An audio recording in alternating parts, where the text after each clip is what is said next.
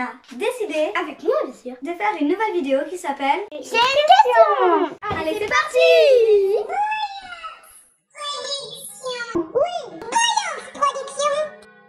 Boyoux, parle-moi de Pâques. Pâques, c'est la fête de tous les chrétiens. Ils fêtent la résurrection du Christ. Et en même temps, il y a eu l'exode du peuple juif. Attends, là tu me parles de religion là. Nous, ce qu'on veut savoir, c'est pourquoi on mange des œufs en chocolat à Pâques. Ok. Alors, avant de te parler de chocolat, je vais te parler des œufs.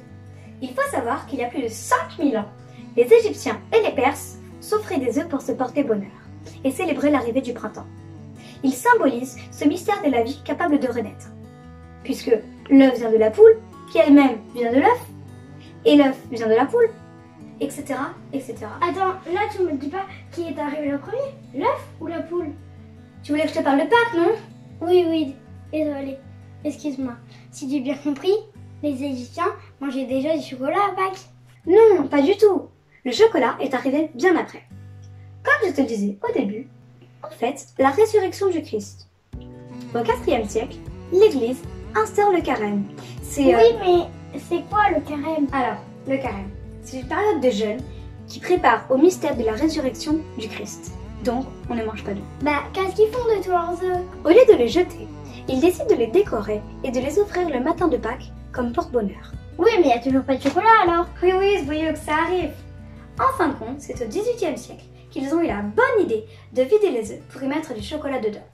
Et au XIXe siècle, ils ont commencé à faire des œufs tout en chocolat. D'accord. Ils ont eu l'idée de faire des poules en chocolat. Exactement. Et pourquoi il y a des lapins alors en chocolat? Pour le lapin, c'est une tradition d'origine germanique. Le lapin et le lièvre sont l'emblème de la déesse païenne de la fertilité qui s'appelle Ostara. En Allemagne, ce sont eux qui cachent les œufs dans les jardins.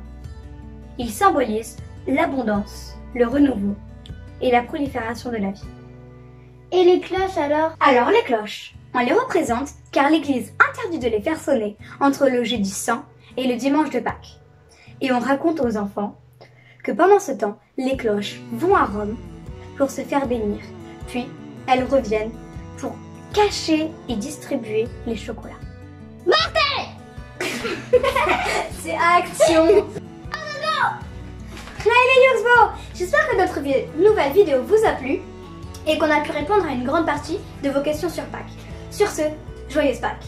Joyeuse Pâques. Et si vous aussi vous voulez devenir des Yuxbo, n'hésitez pas à vous abonner, laissez un like et un petit commentaire